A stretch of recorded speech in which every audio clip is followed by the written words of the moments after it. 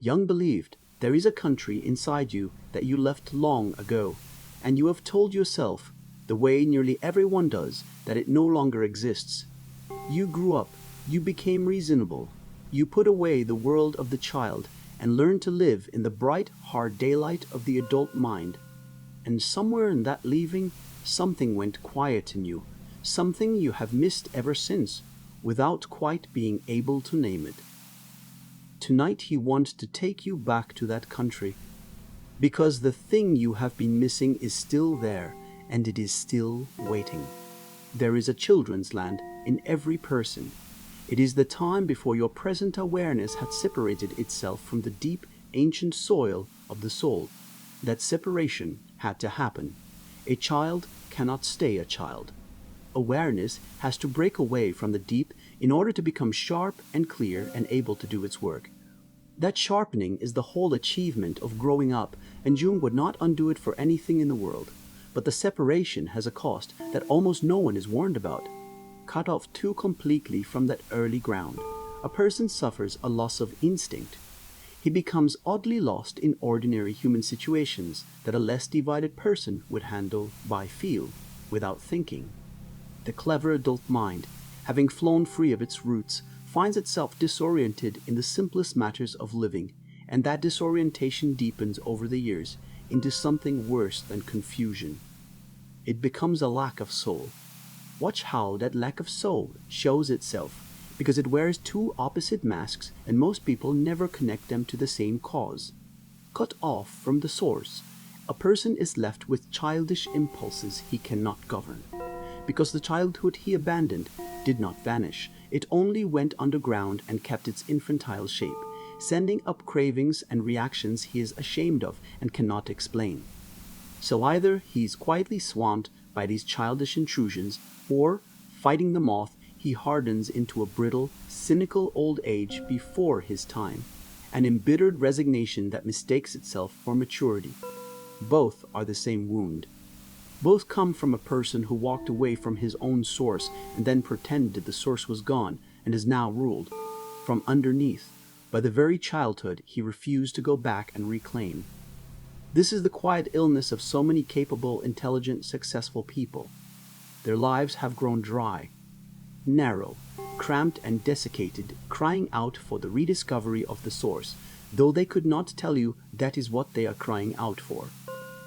The fountainhead, the living spring, the child once drank from freely, has been walled off behind years of competence. And here is the strange truth that took Jung a long time to accept. The spring can only be found again if the adult mind is willing to be led back, for a while, to the children's land, and to receive guidance there from the deep, the way it once did before it learned to manage everything by itself. The descent is felt as a heaviness, and there is a reason for that. Our deepest history is a kind of spirit of gravity. Unlike the light, airy intellect that can dart anywhere it pleases in an instant, the older layers of the soul cannot simply fly. They move the way a body moves on a stair, step by step, down and then up, with effort, with weight. That is why the inner descent so often appears in dreams as a climbing down of ladders and stairs, and why it feels like labor rather than insight. You cannot think your way back to the source in a flash of cleverness. You have to go down the steps, one at a time, into the heaviness, and that slowness is not a flaw in the method. It is the nature of the ground you are returning to. There are two errors here, and most people fall into one or the other.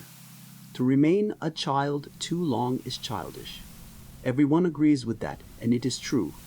But it is just as childish to move away from childhood entirely and then assume that childhood no longer exists simply because you have stopped looking at it. Both are immature. The first refuses to grow up. The second pretends the very ground it grew from has vanished into thin air. The mature thing is harder than either, and almost nobody is taught it.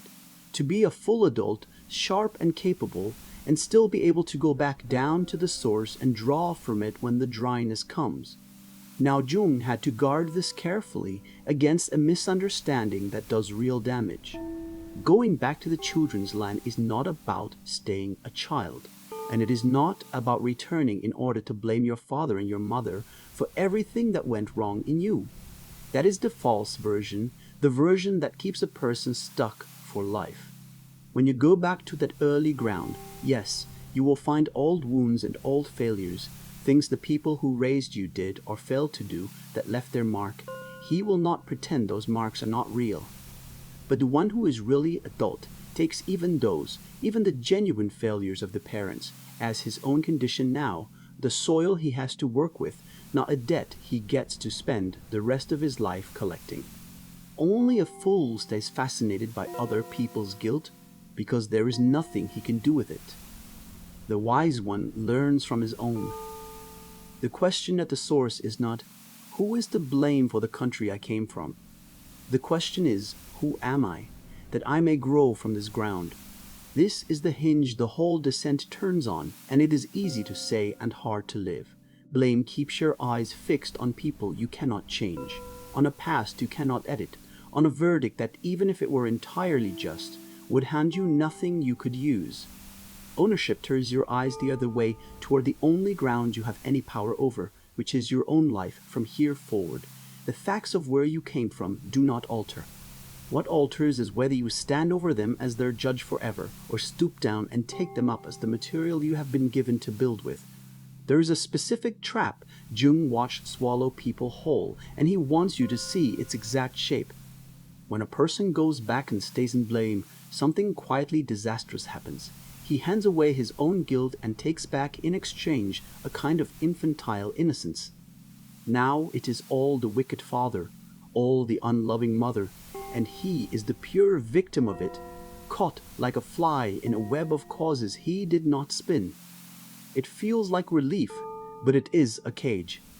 The moment you make your parents the authors of your whole condition, you also make yourself powerless over it, because what someone else caused, only someone else could change. The way back to your own freedom runs in the opposite direction.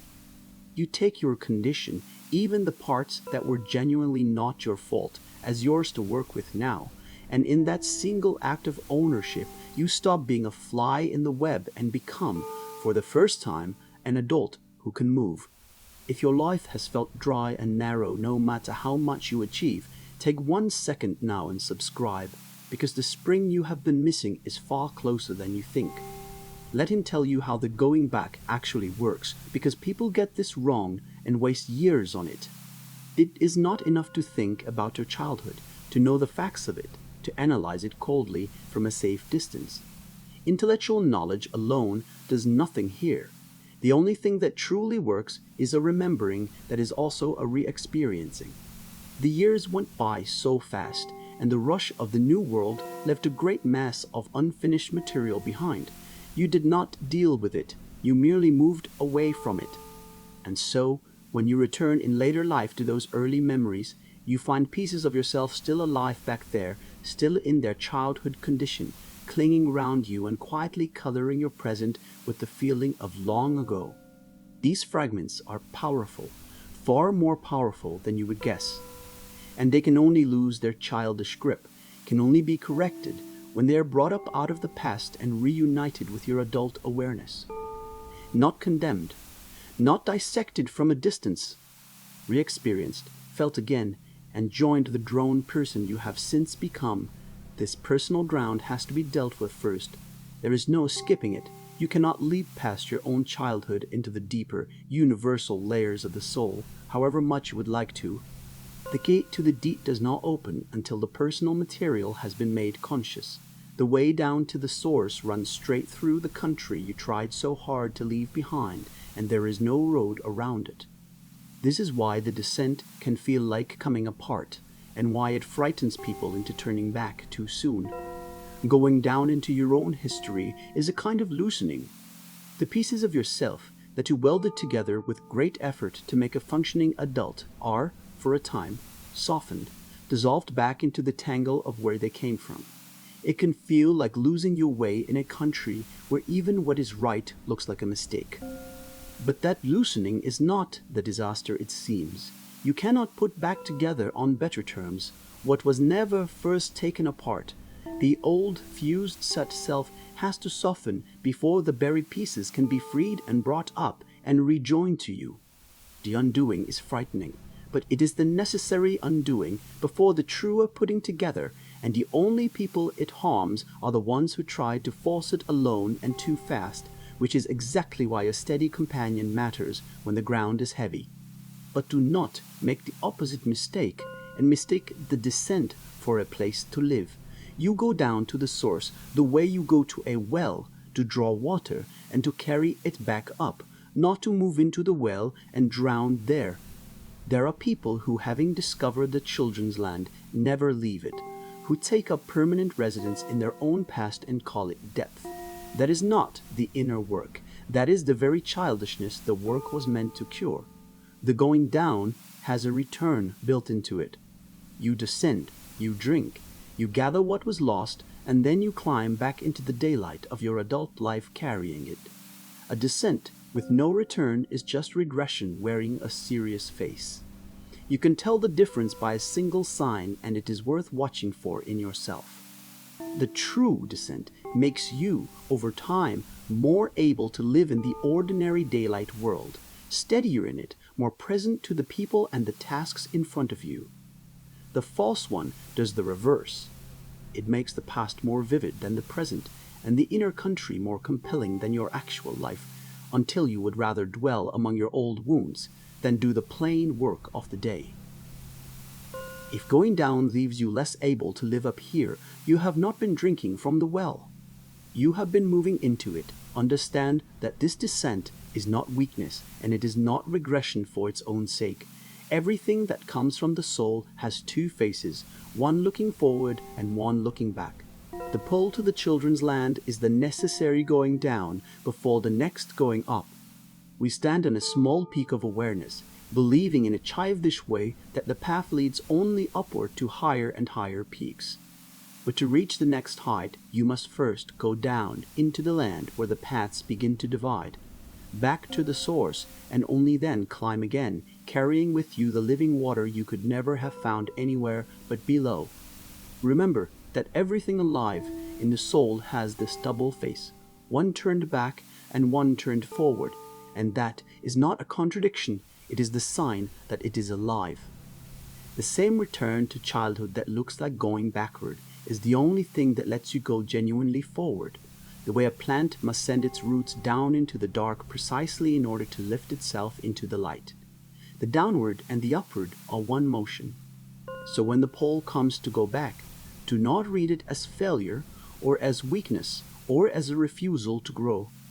Read it as a living thing doing what living things do, reaching down toward its source so that it has something solid to rise from. And picture, for a moment, what the return actually looks like, because it is the whole point of going down. The child you find at the spring and the capable adult who went looking are not meant to stay two separate people. They are meant to become one. You come back up with the lost vitality, the instinct, the aliveness, the feeling that had gone dry, and you join it to the competence and clarity you spent your whole life building. That is the healed condition. Not a grown person starved of soul, and not a soulful person who never grew up, but a single human being who is both at once rooted and awake, drawing on a source that no longer frightens him because he knows the way down to it and, just as surely, the way back. Jung should add one caution, because there are seasons when the way back is too heavy to walk alone. If the old ground holds wounds that overwhelm you when you go near them, you do not have to make that descent by yourself, and you should not try to force it open by sheer will. There is no failure in walking it beside a trusted and steady companion, someone trained to help carry what is too much for one person. The going back is meant to return you to life with more of yourself, not to drown you in what you went down to recover. So do not be ashamed of the backward look. The country you left is not a place of weakness to be avoided. It is the source you are cut off from, and the dryness you feel is the proof that you need it. Go back, not to stay, not to blame, but to drink, and to bring what you find there, up into the daylight of the adult you have become, so that the two of you, the child at the spring and the grown one in the sun, can finally be one person again. In the comments, mark the turn. Write 3 words, "I go back," and come with him to the next one, because once you have gone down to the source, you discover that the descent has a purpose larger than you guessed. There is something hidden in the depths, a thing the old seekers called the treasure hard to attain, and it lies in exactly the place you are most afraid to go. The treasure hard to attain is where we go next.